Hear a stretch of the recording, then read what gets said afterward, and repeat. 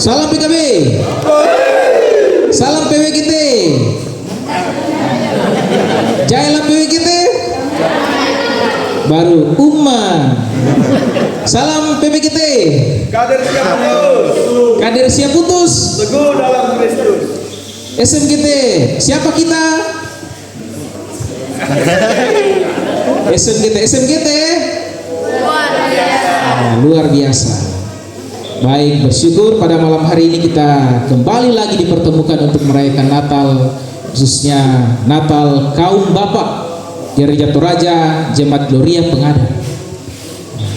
Dan kita diundang dan kita pun mengambil bagian di dalamnya. Jadi bukan hanya kaum bapak, tetapi seluruh kaum laki-laki dan semua jemaat. Dari bacaan kita diberikan tema, marilah sekarang kita pergi ke Bethlehem. Dalam bahasa Toraja, Mai komiduka talo lako Bethlehem. Saudara-saudara, sebuah pohon tidak akan bergoyang jika tidak ada yang memicunya. Betul ya? Sebuah pohon, entah pohon apa itu, pohon mangga kah, pohon durian kah, tidak akan goyang kalau tidak ada yang memicunya.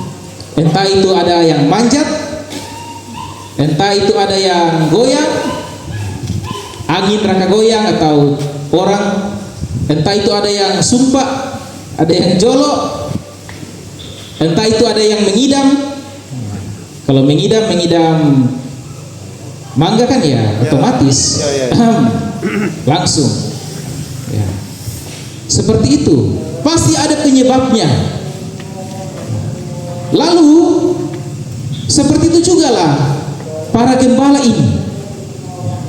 Apa yang menyebabkan mereka pergi ke Bethlehem? Dan bahkan dia mengajak teman-temannya dan kita semua untuk pergi ke Bethlehem. Kira-kira ada apa? Apa yang memicu mereka untuk pergi ke Bethlehem? Ya, jelas dalam bacaan kita, yang membuat mereka bergerak pergi ke Bethlehem adalah berita yang sangat besar, berita yang sungguh luar biasa, yaitu kelahiran sang juru selamat, yaitu Yesus Kristus. Para malaikat datang, satu orang malaikat yang memberitakannya, lalu kemudian ada sejumlah besar malaikat berpaduan suara luar biasa. Nah, jadi berita inilah yang membuat gembala-gembala itu pergi ke Bethlehem. Lalu gembala-gembala ini pun mengajak kawan-kawannya dan mengajak kita semua untuk pergi ke Bethlehem. Marilah sekarang kita pergi ke Bethlehem. Coba bayangkan, undangan untuk pergi ke Bethlehem ini datang kepada kita semua. Apakah kita langsung bangun? Langsung gercep pergi? Atau kita katakan, ya nanti dulu lah. Aduh, ada apa sih di sana? Aduh, capek ini. Sabtu Pak, sebentar, saya masih sibuk. Masih ada pekerjaan yang lain. Jangan dulu lah, besok-besok lagi. Apa jawaban kita? Saudara-saudara, Natal tahun ini memanggil kita semua, memanggil kaum Bapak Gereja Toraja untuk bergerak, meninggalkan kenyamanan kita untuk mencari Sang Juru Selamat.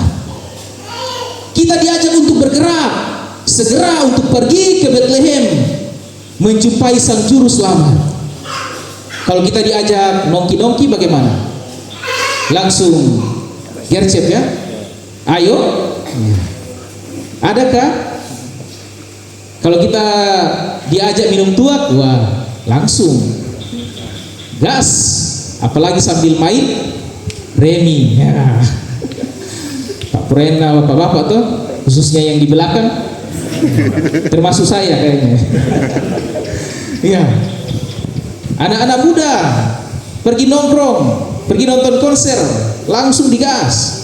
Diajak sama cewek cowoknya, langsung. Kalau diajak persekutuan bagaimana? Kalau diajak ke gereja, Dia ajak sekolah minggu untuk adik-adik. Dia ajak pergi kumpulan PPGT, PKBGT. Bagaimana? Langsung gas? Atau mama saja? Nah, itu perenungan bagi kita. Kita harus belajar, saudara-saudara, khususnya bapak-bapak, khususnya kaum laki-laki yang terkenal dengan PKB, persekutuan kurang banyak. Ya, ini diplesetkan PKB, persekutuan kurang banyak. Karena memang pada kenyataan seperti itu, jadi istilah itu keluar. Nah, kita harus belajar dari para gembala yang nekat untuk meninggalkan domba-domba mereka, meninggalkan pekerjaan mereka demi menemui Yesus Kristus. Saya kira kita semua ini nekat, semua orang-orang yang nekat, apalagi bapak-bapak, nekat dalam hal mencari nafkah. Pokoknya mati-matian untuk mencari nafkah, untuk memenuhi kebutuhan sehari-hari, apalagi yang ada cicilannya. Betul ya? Wah, kejar itu terus supaya cicilan lunas. Iya kan? Iya. Sampai-sampai kita lupa waktu bagi keluarga, kita lupa waktu untuk sesama, kita lupa waktu untuk persekutuan. Tetapi saat ini kita pun diajak untuk nekat dalam hal mencari Tuhan, dalam hal bersekutu, hal yang prinsip. Saudara-saudara, jangan mengira hal prinsip itu hanya dalam hal memenuhi kebutuhan ekonomi sehari-hari, tidak. Tetapi spiritualitas itu prinsip, iman itu prinsip. Jadi itulah yang harus kita kejar. Firman Tuhan katakan apa? Carilah dahulu kerajaan Allah, itu yang diutamakan, maka semuanya akan ditambahkan kepadamu. Masalah iman spiritual itu prinsip, bukan hanya masalah pekerjaan, masalah-masalah hal-hal yang duniawi, hal sementara. Tetapi spiritualitas itu prinsip. Saudara-saudara, ketika para gembala di padang mendengar kabar dari malaikat, mereka tidak tinggal diam. Tadi kita baca di Lukas pasal 2 ayat 15 dikatakan, marilah kita sekarang pergi ke Betlehem. Mari kita pergi ke Betlehem. Mereka segera beranjak untuk mencari Tuhan. Tindakan mereka ini adalah contoh dari sebuah ketaatan yang penuh iman. Ketaatan yang penuh iman. Mereka tidak menunda. Besok saja. Nanti bagaimana ini hewan-hewan kita ini, nanti ada binatang buas, ada serigala. Meskipun hari sudah gelap, mereka tetap datang. Mereka tetap pergi menuju Betlehem, melewati perjalanan yang jauh, yang tidak mudah. Mereka sejenak harus meninggalkan pekerjaannya, karena bertemu dengan Juru Selamat adalah hal yang paling berharga. Bertemu dengan Juru Selamat adalah hal yang paling berharga. Amin, saudara-saudara. Tinggalkan kesibukan kita sejenak. Jangan hati kita melekat pada hal-hal yang membuat kita sibuk sehingga kita lupa dengan Tuhan. Bapak-bapak, kaum laki-laki yang selalu mengejar harta dunia lewat pekerjaan-pekerjaan dengan alasan nanti anak istriku makan apa? Ingat, saudara-saudara, manusia itu tidak hidup dari roti saja, tetapi dari pisang goreng, dari bakwan, dari daging beku bayi. Bukan itu ya. Yang Tuhan bilang manusia tidak hidup dari roti saja, tetapi dari firman Tuhan yang diucapkan. Dari kisah penciptaan, Tuhan menciptakan kita dari apa? Ketika Allah berfirman, ketika Allah yang membentuk kita dari tanah. Sehingga yang paling penting dalam kehidupan kita adalah mengingat Tuhan, mengutamakan Dia dalam kehidupan kita. Itulah yang lebih berharga, saudara-saudara. Bagi perjalanan iman kaum Bapa Gereja Toraja, Betlehem bukan sekadar sebuah kota, bukan sekadar sebuah tempat, Tetapi Betlehem dimaknai sebagai simbol dari tempat perjumpaan dengan Tuhan Yesus Kristus. Perjalanan iman kita ke Betlehem adalah panggilan dan tanggung jawab seorang bapa untuk mencari Kristus dalam keluarga, dalam pekerjaan, dalam pelayanan. Di dalam keluarga kita bertanggung jawab mengantar anak-anak, istri mengenal Kristus, menjadi imam dalam keluarga. Lalu kemudian dalam pekerjaan kita, kehidupan sehari-hari, kehidupan sosial kita, lalu Tuhan panggil kita untuk melayani dalam persekutuan. Kita nyatakan buah-buah iman, memberi diri untuk bersekutu, untuk melayani. Ya. Dunia ini sering menarik kita pada ambisi-ambisi, tujuan-tujuan yang kita anggap itu sungguh-sungguh berharga. Menarik kita pada kesibukan-kesibukan, rutinitas yang tiada henti, yang begitu melelahkan, yang melelahkan kita sampai kita lupa bahwa semuanya itu akan berakhir. Semua itu hanya sementara, sampai itu membuat kita lupa bahwa ada Tuhan, membuat kita lupa bahwa ada Yesus, dan pada akhirnya membuat kehidupan kita berakhir pada penderitaan yang kekal. Karena kita lupa pada Yesus, kita lupa pada Juru Selamat, sehingga sayang sekali kita berakhir di dalam neraka. Kita harus berjaga-jaga. Jangan sampai kesibukan kita, rutinitas kita itu membawa kita pada kebinasaan yang kekal.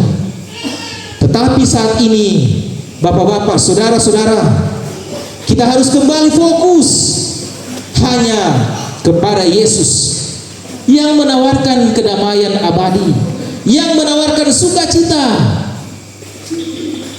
Bukankah itu yang kita mau, saudara-saudara? Bukankah itu yang kita dambakan, sukacita, kebahagiaan? Hidup sederhana, tak punya apa-apa tapi banyak cinta. Ya. Lagunya siapa kita itu?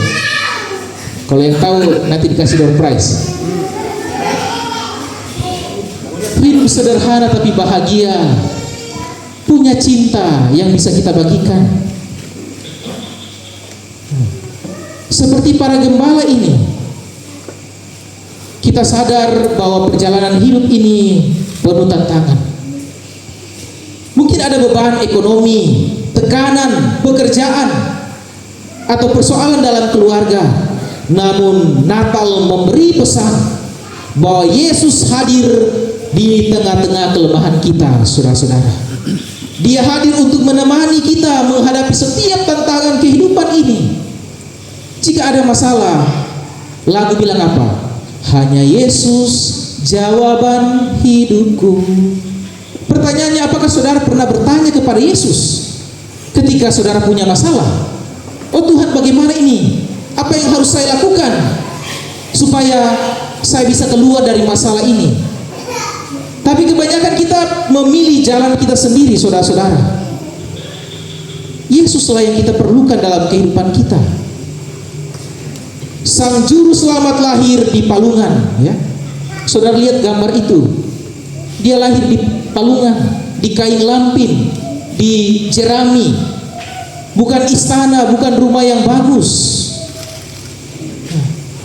Dia lahir dengan penuh kesederhanaan. Di tempat yang sederhana. Itu artinya apa? Mengajarkan kita bahwa Tuhan tidak mencari manusia yang sempurna. Dia tidak mencari manusia yang sempurna, saudara-saudara. Justru karena kita tidak sempurna, kita banyak kekurangan, kita kotor, kita rusak, kita penuh dengan dosa. Justru karena itulah Dia datang dan membersihkan kita. Dia memperbaiki kita yang sudah rusak, disembuhkan, diperbaiki, dan menyelamatkan kita. Sungguh luar biasa kasihnya itu. Dia katakan apa? Aku datang bukan untuk dilayani, tapi untuk melayani. Dia setia pada panggilannya untuk menjadi juru selamat. Bahkan dia taat sampai mati. Sampai mati di mana? Di atas kayu salib. Luar biasa, saudara-saudara. Saudara lihat, ya, Tuhan Yesus, dia manusia sejati dan dia juga Allah sejati. Ketika dalam pelayanannya banyak sekali tantangan, ya. Siapa-siapa yang menjadi musuhnya? Para ahli-ahli Taurat, imam-imam besar, nakabiri Tuhan Yesus. Mereka jahat pada Tuhan Yesus, bahkan merencanakan untuk apa? Membunuh Tuhan Yesus. Tapi apakah Tuhan Yesus mundur? Apakah Tuhan Yesus gentar, takut? Tidak. Tuhan Yesus maju. Ya. Itu orang yang ada di luar circle-nya. Kita masuk ke dalam circle-nya, kawan-kawannya.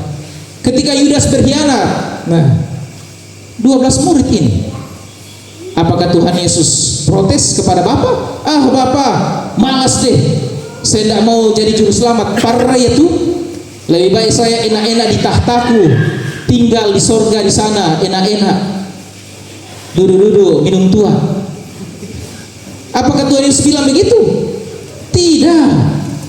Apakah Tuhan Yesus tahu Yudas akan berkhianat? Dia tahu. Tapi apa yang dia lakukan? Dia tetap mengasihi Yudas. Dia tidak mundur dari panggilannya.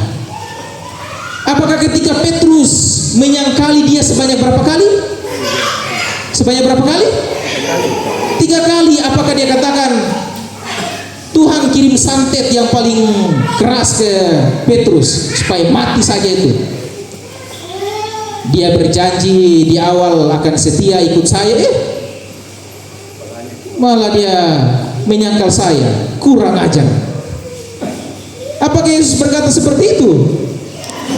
Tidak. Malah kembali dia rangkul dan dia bertanya, Petrus, apakah engkau mengasihi aku? Yesus pun bertanya kepada saudara-saudara, PKB, apakah engkau mengasihi Yesus? Apakah engkau mengasihi aku? Apa yang saudara-saudara jawab? Lihatlah, Yesus tetap taat. Yesus tetap setia pada panggilannya. Ketaatan itulah yang Tuhan Yesus tuntut bagi kita. Respon itulah yang Tuhan Yesus mau bagi kita, bagi orang-orang yang sudah diselamatkan. Jangan hanya karena seonggok manusia kita mundur dalam pelayanan. Jangan karena kesalahan-kesalahan yang sepele kita mundur dari tugas panggilan kita. Tetapi Tuhan Yesus menuntut ketaatan bagi kita. Jangan hanya karena persoalan-persoalan duniawi kita meninggalkan Tuhan. Jangan hanya karena masalah kita dengan manusia, hubungan kita bermasalah dengan Tuhan. Jangan sampai itu terjadi bagi kita, ya. Kalau itu terjadi, ya Tuhan punya cara bagi kita untuk membuat kita kembali, ya, cara-cara halus, ya seperti ini dari firman Tuhan ini. Firman Tuhan selalu ingatkan, ya. Kalau Bapak Ibu tidak mempan cara halus, ya cara kasar Tuhan pakai. ya seperti ya Yunus, ya dihap, sementara berlayar, tiba-tiba kapal goyang, dihap sama ikan besar. Tuhan punya cara untuk bisa membuat kita kembali kepada Dia. Kita manusia yang lemah, yang terbatas, penuh dengan dosa. Sekarang Tuhan mau memanggil kita, merangkul kita kembali, saudara-saudara. Asalkan kita mau taat. Dalam ketaatan kita sebagai kaum bapa, sebagai laki-laki, kita diminta untuk makin berperan, menunjukkan tanggung jawab menjadi pemimpin, menjadi imam bagi diri sendiri, dalam keluarga dan dalam masyarakat. Sebagai kepala keluarga, orang yang sudah berkeluarga, bapak-bapak, dan sebagai pemimpin dalam masyarakat, kaum bapak dipanggil untuk membawa orang-orang yang dipimpin menuju Bethlehem untuk berjumpa dengan Yesus. Kita dipanggil untuk menjadi teladan iman. Ini bukan hal sepele, saudara-saudara, karena ini membutuhkan ketaatan dan kesetiaan pribadi. Bapak-bapak bagaimana mau jadi teladan kalau suka marah-marah? Bagaimana mau jadi teladan kalau anak kita menghampiri kita lalu kita katakan, sana, bapak sibuk, padahal kita sementara main HP. Mereka butuh perhatian kita, saudara-saudara. Jangan hanya mengharapkan guru-guru sekolah minggu. Guru-guru sekolah minggu yang sejati adalah kita sebagai orang tua. Tuhan kasih kita tanggung jawab untuk merawat anak-anak kita, dan nanti Tuhan akan meminta pertanggungjawaban. Betul. Anak-anak kita besar dan mereka tidak jadi orang, tidak jadi orang, ya. Mereka bandel, mereka lakukan ini, lakukan itu. Salah siapa? Salah gurunya di sekolah. Salah kita yang tidak mendidik mereka dengan baik. Kita harus menjadi teladan iman, seperti Yusuf yang memimpin Maria dengan setia ke Bethlehem. Demikian pun kita, setiap kaum laki-laki harus membimbing keluarga untuk hidup dalam ketaatan kepada Tuhan. Lalu bagaimana caranya, saudara-saudara? Mulailah dengan doa. Mulailah menjadi pendoa syafaat bagi keluarga kita. Kekuatan doa itu sungguh luar biasa. Ora et labora, artinya berdoa dan bekerja, atau bekerja dan berdoa. Ya, pokoknya itulah, itu seimbang. Mulailah dengan doa. Jangan hanya tahu bekerja keras, tapi lupa untuk mengandalkan Tuhan. Setia mendidik anak-anak dengan nilai-nilai Kristiani, dan berkomitmen untuk menjadi saksi iman di lingkungan sekitar di mana kita berada. Jadilah cahaya Natal di tempat kerja kita, di ladang, dan di lingkungan masyarakat. Dimanapun kita berada, kita menjadi saksi Kristus, supaya orang bisa melihat Kristus dalam diri kita. Seperti itu, saudara-saudara. Dan setelah itu, seperti para gembala yang tadi, dia pergi setelah bertemu dengan Yesus, dia menceritakan kepada setiap orang, menjadi saksi bagi setiap orang. Jadi saudara-saudara, pergi ke Bethlehem itu merupakan perjalanan iman kita bersama-sama dengan Tuhan. Terkhusus bagi kita kaum laki-laki, kaum bapak, mari kita berkomitmen menjadi kaum laki-laki yang sejati, yang setia di dalam Tuhan, membawa orang-orang yang kita pimpin untuk mengenal Kristus. Amin, firman Tuhan.